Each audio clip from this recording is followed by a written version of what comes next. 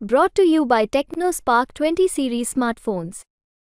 नमस्कार, मैं हूं आपका दोस्त विजय विद्रोही। आप मुझसे जुड़ चुके हैं, इसके लिए आप सबका तहे दिल से शुक्रिया। अगले 7-8 मिनट में आपसे जुड़े रहने की कोशिश करूंगा। तो दोस्तों, दो बातें एक साथ हुई। पहली, सी वोटर एबीपी न्यूज का जो ताजा सर्वे आया है वो कह रहा है कि बीजेपी को तीसरी बार हैट्रिक मिलेगी और कांग्रेस के हिस्से में फिर एक बार शून्य आएगा। दूसरा, सचिन पायलट का एक दो इंटरव्यू प्रकाशित हुए हैं अलग अलग अखबारों में, जिनको मैं पढ़ रहा था। सचिन पायलट दावा कर रहे हैं कि बीजेपी के मुकाबले कांग्रेस को ज्यादा सीटें मिलेगी और कुल मिलाकर लगभग आधी सीटें, 12-13 सीटें कांग्रेस के हिस्से में आएगी। तो दोस्तों, आज विवेचना करने की कोशिश करते हैं कि आखिर दोनों दावों में कितना दम है। तो पहली बात करते हैं सी वोटर के सर्वे की। वो कह रहा है कि बीजेपी को 55% वोट मिल सकता है, कांग्रेस के खाते में 39% वोट जा सकता है और अन्य के खाते में बचा हुआ 6% वोट जा सकता है।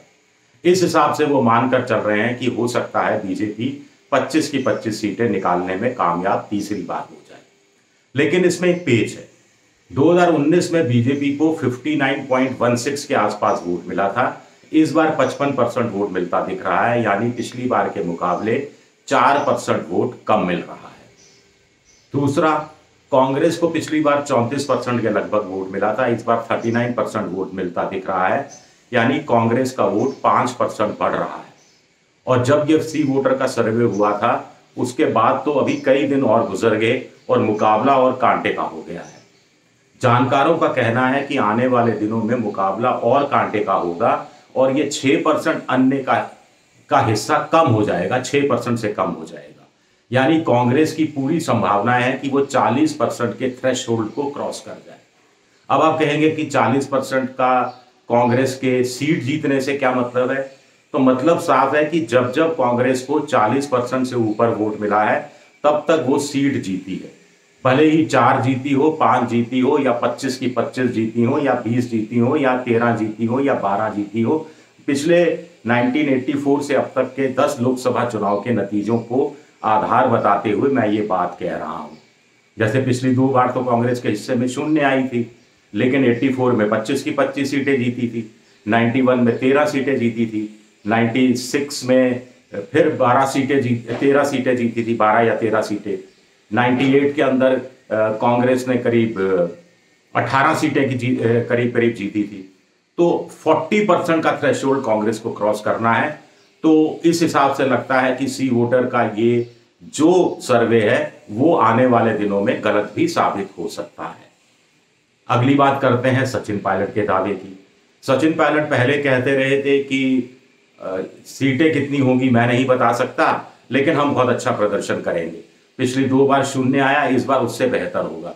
यानी खाता तो खुल ही जाएगा, सचिन पायलट का ये आत्मविश्वास कहता था। लेकिन अब ये आत्मविश्वास कुलांचे भर रहा है और एक दैनिक हिंदी के अखबार को और एक अंग्रेजी के अखबार को इंटरव्यू जो दिया उसको मैं पढ़ रहा था। दोनों जगह उन्होंने कहा कि कांग्रेस बीजेपी से ज्यादा सीटें जीतेगी और एक जगह कहा कि 12 सीटों पर, यानी आधी सीटों पर कांग्रेस पूरी तरह से टक्कर में है। तो 25 का आधा 12.5 होता है, तो इसके हिसाब से 12-13 सीटों की बात हो रही है। अब आप कहेंगे कि सचिन पायलट के दावे में कितना दम है? दम इस हिसाब से नजर आता है कि बीजेपी के लोग भी मानकर चल रहे हैं कि 25 में से 19 सीटें पर वो मजबूत स्थिति में है, लेकिन 6 सीटों पर वो मुश्किल में है। ये उनका दावा है। कांग्रेस का दावा है कि 12-13 सीटों पर वो बहुत टक्कर दे रही है। ऐसे में कुछ सीटें जहां कांग्रेस बीजेपी को टक्कर दे रही थी, जिनकी चर्चा 15-20 दिन पहले हो रही थी, वो सभी सीटें ऐसी हैं जिनमें कांग्रेस ने अपनी टक्कर को बरकरार रखा है, अपनी बढ़त को बनाए रखा है, जो भी नैरेटिव था छवि के हिसाब से। बल्कि कुछ और सीटों पर भी वो टक्कर में आती हुई दिख रही है, ऐसा भी कुछ लोग कह रहे हैं। तो इस हिसाब से कहा जा रहा है कि भले ही सचिन पायलट का दावा पूरा का पूरा सही साबित नहीं हो, लेकिन कांग्रेस खाता खोलने से भी ज्यादा सीटें प्राप्त कर सकती है, यानी एक से ज्यादा सीटें मुझको मिल सकती है। जो वोटर है, सी वोटर का सर्वे है, उसका मैंने आपको बता दिया कि पिछली बार के मुकाबले कांग्रेस को 5% वोट प्रतिशत का गेन होता दिख रहा है, बीजेपी को 4% का नुकसान होता दिख रहा है। फिर 55% वोट का मतलब ये मत समझिए कि पूरी 25 की 25 लोकसभा सीटों में हर जगह बीजेपी को 55% वोट मिल रहा है। कुछ जगह हो सकता है 60-65% वोट मिल रहा हो, कुछ जगह हो सकता है 40% वोट मिल रहा हो, कुछ जगह हो सकता है 45% वोट मिल रहा हो।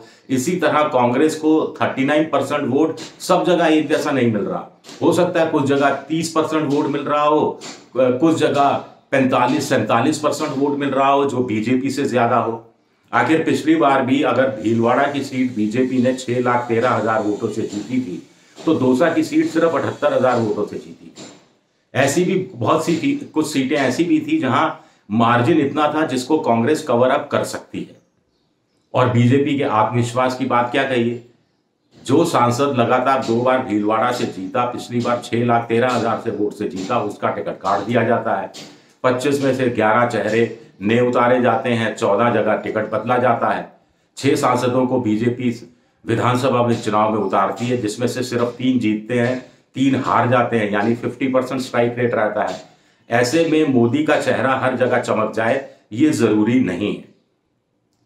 लेकिन सचिन पायलट का जो दावा है वो अपनी जगह सही होता है नहीं होता है, ये तो 4 जून को पता लगेगा।